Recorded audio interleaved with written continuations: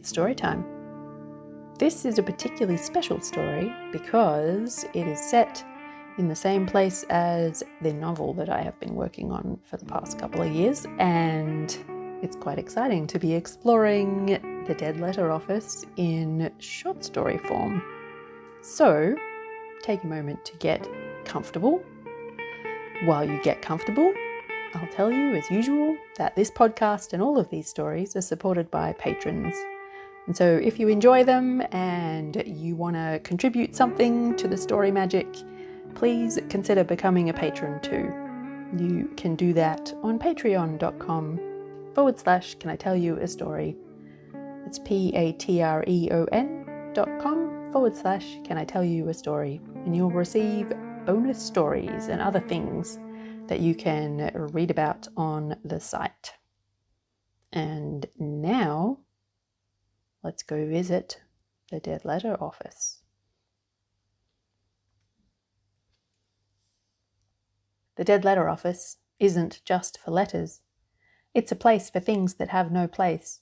A library of prematurely ended correspondence, abandoned ideas, stories no longer told, forgotten dreams, paths that have become untethered, things that never got where they were going.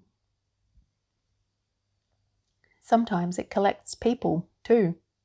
People who don't seem to fit the lives they were given. It's also a portal that sits at the crossroads of the way between three worlds. In short, it's a strange place, and strange things happen there.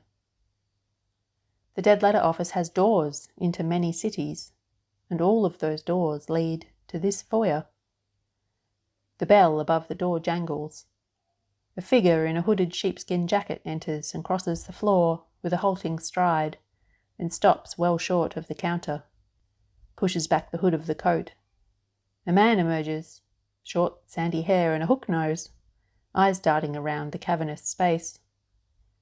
The foyer is huge. Black and white tiles check the floor, and the ceiling stretches up into darkness. 2 iron and crystal chandeliers hang in the gloom, unlit. The dark wooden counter looks like it's been there for centuries, and it stretches the length of the room. There's just one man behind the expansive counter, sorting papers into piles. A metal plate on the counter in front of him says his name is Jonas. Behind him, there's a wall of pigeonholes. Some of them have pigeons in them, shifting and ruffling their feathers. Jonas looks up. "First time?" he says. The man jumps. Yes," he says. "What can I help you with?"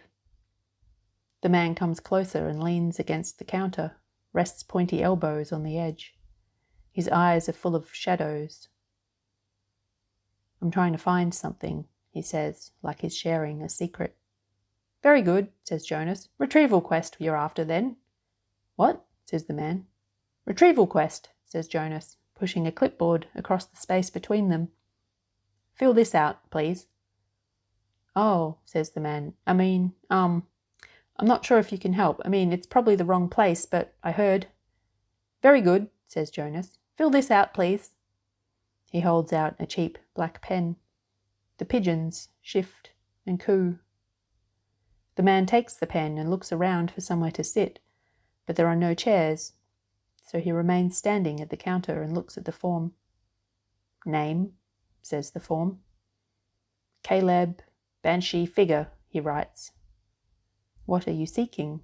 says the form. Caleb looks at the page and chews the inside of his bottom lip.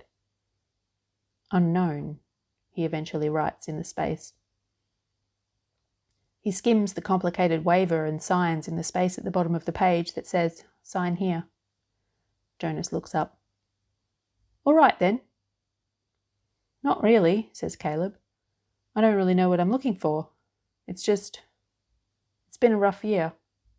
I keep feeling like I've lost myself. Obviously I'm standing right here, but I've lost who I used to be. I need something to make me believe that it's not too late. That redemption is possible." "A song? I don't know why, but I think it might be a song.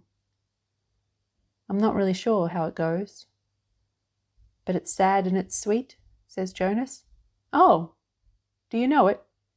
No, says Jonas. Never mind. Through the door to your left, please. It's then that Caleb notices 5 numbered doors along the far wall. They're painted black with polished brass numbers. All the doors are closed. He says. Which door? It doesn't matter, says Jonas. Whichever you pick will be the right one. Caleb waits in case Jonas says something else, but he doesn't. Caleb walks across the black and white floor towards the doors, wishing he had a 5-sided coin. He touches his fingertips to the second door, hoping to feel, he doesn't know, some kind of sign? A hint of a right choice? Something to tell him what's behind it. There's nothing. The painted wood, cool under his fingers. He looks back over his shoulder. Jonas is frowning slightly as he moves a piece of paper from one pile to another pile. A pigeon flies down from where it's been perched on the chandelier and shuffles into a pigeonhole. A feather drifts towards the floor. The room seems like it's outside of time, this moment, forever. Caleb looks back at the second door, watches his own hand reach out and touch the doorknob. It rattles as he turns it and pushes it open, stepping over the threshold. He's in a room lined with shelves. A large room. He wonders if everything in the dead letter office was created on this scale. Lamps fixed to the walls create more shadows than light. Caleb turns his attention to the shelves. They are full of letters. Boxes neatly labelled, boxes with no lids piled high with letters, untidy stacks, letters tied with ribbon, some yellowing with age. Some of them are faded, some of them seem brand new. There doesn't seem to be any kind of order. In the centre of the room is a line of desks, and they're covered with letters too. The room smells of old paper. Caleb is surprised there's not much dust. It feels like stepping into a still life. Doesn't seem like anyone has been in here for a long time. Perhaps ever, though he supposes someone must have created the piles of letters in the first place. As he stands in front of the closed door, there's a faint pop, and a letter materializes out of nowhere. Perhaps the piles created themselves. The newly arrived letter drifts slowly to the floor. He stoops to pick it up, pale blue envelope, with a name on the front that's not his. The handwriting is cursive, precise, and familiar in a way he can't place. He pauses for a moment before tearing the envelope, wondering if it's okay to read mail that's not addressed to him. It feels like listening at keyholes. Trespassing on intimacy, but these letters are dead. Does that make it okay? He wonders if dead letters are anything like dead people. Is this like rifling through corpse pockets? He suppresses a shudder and unfolds the page. Dearest, he reads, I was standing on a bridge at midnight. Doesn't that sound delicious? When? Caleb is standing on a bridge in the dark. The room has disappeared. His hands are empty. Cold sweat pricks at him. It's hard to breathe. Dizzy, the world tilts. Caleb grabs the bridge with his empty hands. The wood is weathered smooth under his palms. Solid. Real. He's really here. His legs go out from underneath him. He stumbles and sinks down until he's sitting on the boards and rests his head on a post, holding up the railing. He tries to slow his breathing, but he can't. Inhale. Exhale. Repeat. Surely he doesn't sleep. How could he have slept? But now it's daylight, and the sun sits just over the horizon, shining in his squinting eyes. His lower body feels like it's fused with the bridge, petrified wood. He takes in his surroundings in flashes. The sun on the water, the stillness, barely a current moving below the bridge, a stream flowing into a small lake, lined with rushes, whispering faintly. The sound could almost be words, but he can't understand them. There's a fishing rod leaning against the rail, if you could call it a fishing rod. It's a stick, with a string tied to it, a bent nail tied to the end of the string. Caleb licks dry lips. The dead letter office and the room full of letters feels like a dream that's fading with the daylight. How did he get here? How is he going to get home? The world tilts again, and his face finds the boards beneath him with a thud. Quest. He remembers back a little further. Retrieval quest, the man behind the counter had told him. Caleb was looking for something. For a song? He pushes himself up to sitting and reaches for the fishing rod as a talisman against overthinking. He drops the bent nail into the water, dancing with sunlight. There's no way to see how deep it is with the reflections shimmering on the surface. He leans against the post and closes his eyes.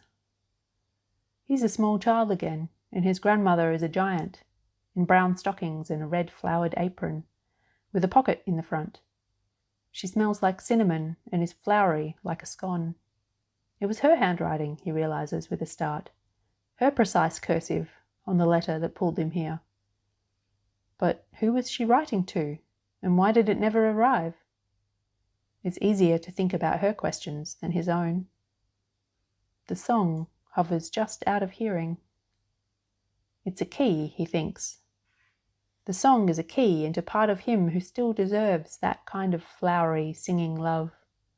A key back to innocence. Can innocence be lost? Irrevocably? Do the actions of the man destroy the sweetness of the child? Or is it still in there? Can he get it back? His giant, flowery grandmother opens her mouth and the song glistens on her tongue. But before the first note escapes, the fishing rod jerks in his hands and Caleb is jerked right along with it, out of the memory. The feeling of loss tears him in half like a paper man. But he doesn't have time to sink into the feeling. The rod burns in his hands as it's almost pulled from his grip. He's never been fishing before, but he's seen people do it. He pulls on the rod. There's nothing to reel in, just string tied to stick. He plays tug of war with something under the shining water. Frustration building.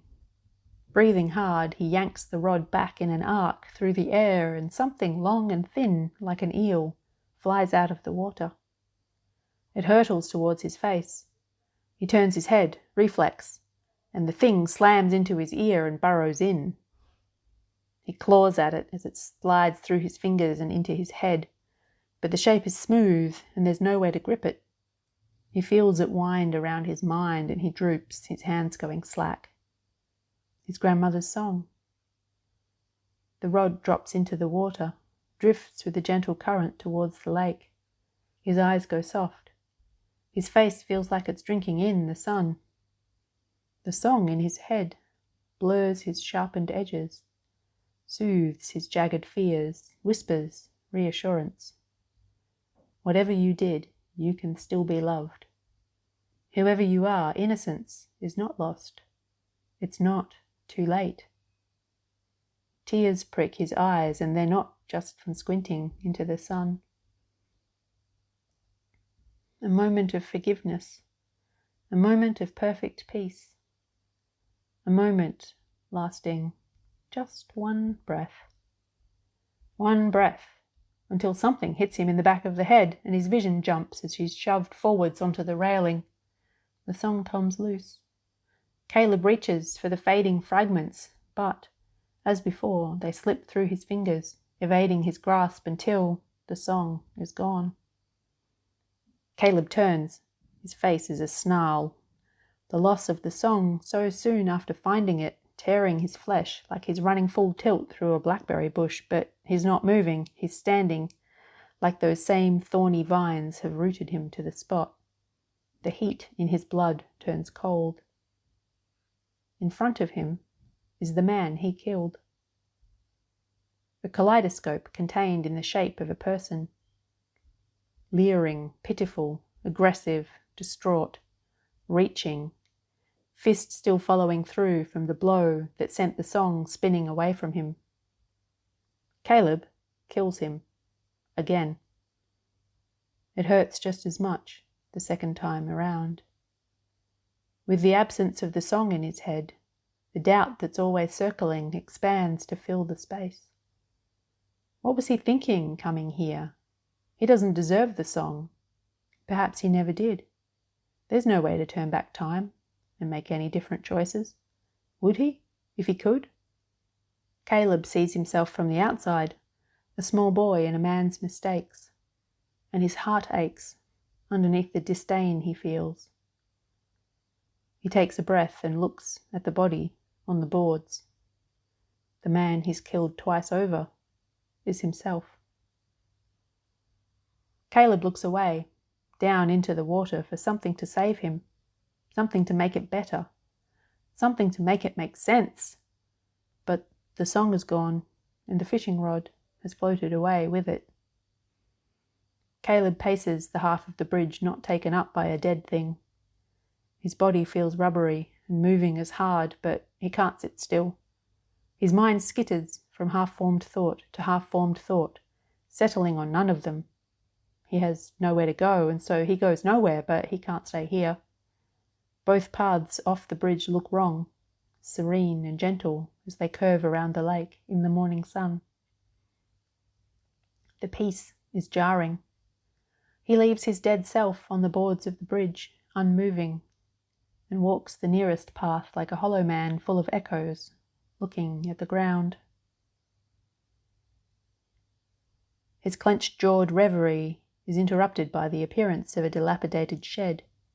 He pushes open the door, seeking containment, seeking darkness, a wounded animal needing somewhere quiet to lick his wounds. His eyes adjust to the dim interior.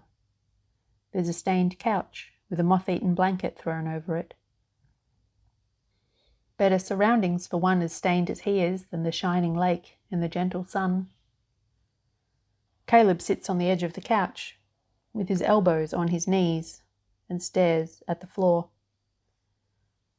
The voice that ricochets around his mind is relentless judgment and spite, a hammer in his brain held by his own hands. He's already killed himself twice, and he's still swinging. He thinks of the one blissful moment when the song returned, like clutching at a talisman against the incoming tide. Caleb falls into pieces on the floor, and sobs come, held by the rough wooden walls of the shed. By the time his breathing calms and the racking cries cease, the light has changed and the air is cooler. Caleb wants light now that the light is fading. His groping hands find an oil lamp, but nothing to light it with. He sits in the dark. The moon shines through cracks in the walls, paints blotches on the floor that move with the night. Caleb rests his head back on the couch, utterly spent. He's going to sit right where he is, forever. He has found the truth, and the truth is, there is no such thing as redemption. Caleb is so sunk in his own self-pity, he doesn't notice that something has changed. It's the song, winding up from behind the couch, drifting through the cold air. His heart leaps, but he doesn't move, doesn't try to catch the tune, cram it back in his ear, let it wind its way around his mind. He doesn't deserve a second chance. He didn't deserve the first one. The song is insistent, humming through the shed, trailing the scent of cinnamon and fresh-baked scones and the feeling of flour in its wake. Its patient repetition lulls him. The voices in his mind fall silent, subdued by the quiet melody. Caleb sits vigil all night to the man he was, humming his grandmother's song. Something in him is glued back together, not quite the same. There are pieces missing, and perhaps there always will be, but he's still more whole than he's felt in a long time. It takes him a while to recognize the feeling. It's hope. Caleb smiles, tentative and tender, as dawn light starts to filter through the cracks. He sits a while longer, feeling like a child in a body that's too big for him, like he's been given a puppet with too many strings and no instruction on how to pull them. Hunger finds him. He doesn't know what he might find to eat, but the clean, simple truth of his body's need pushes him upright and out the shed door. Caleb stumbles onto the checkered floor of the dead letter office and falls to his knees.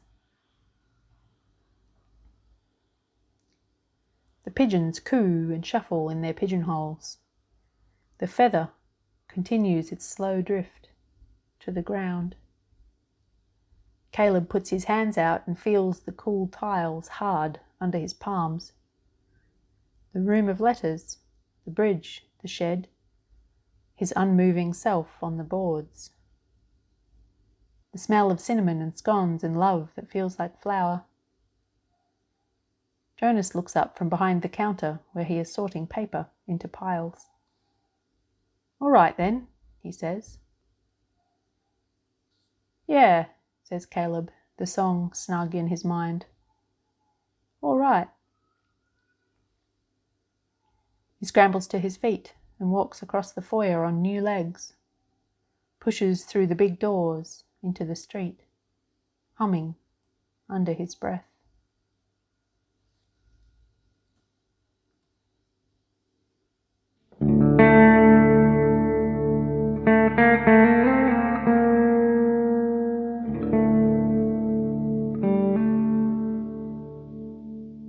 Thanks for listening. I hope that you enjoyed this story.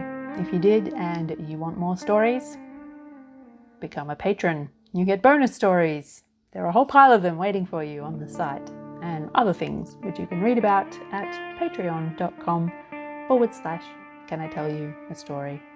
Until next time, let your mind be full of songs, cinnamon, and the scent of scones. Did not intend for that to rhyme, but here we are. Until next time, I'm a poet and I didn't know it.